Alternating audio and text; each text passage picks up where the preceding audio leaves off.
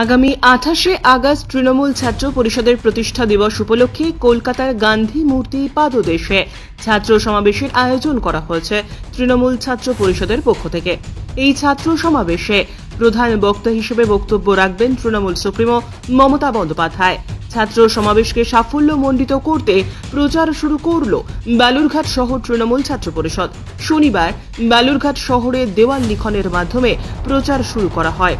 এদিন এই দেওয়াল লিখনে উপস্থিত ছিলেন তৃণমূল ছাত্র পরিষদের জেলা সভাপতি অমরনাথ ঘোষ, বালুরঘাট শহর তৃণমূল ছাত্র পরিষদের জয়েন্ট কনভেনর সুরজ সাহা এবং সৌরভ সরকার সহ বালুরঘাট শহর ও বালুরঘাট কলেজের অন্যান্য তৃণমূল ছাত্র পরিষদের সদস্যরা।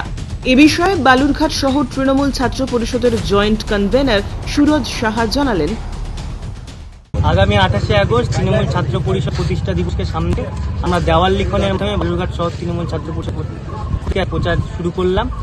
শুধু 28শে আপনারা সবাই জানেন, শুধু নিজের জন্মদিন বলে মনে করি না, আমাদের নেত্রীর প্রতি কৃতজ্ঞতা জ্ঞাপনের দিন। কারণ আপনারা জানেন, মামাটি মানুষের সরকার আমাদের নেত্রী মুখ্যমন্ত্রী মমতা বন্দ্যোপাধ্যায় যেভাবে স্টুডেন্টের পাশে বিভিন্ন প্রকল্পের মাধ্যমে এক সত্যি কৃতজ্ঞতা জ্ঞাপনের দিন। সকলে মিলে 28শে আগস্ট সঙ্গে হয়ে যাব এবং ধর্মলায় গিয়ে সমাবেশে গান্ধী মূর্তি হিসেবে যোগদান করবো।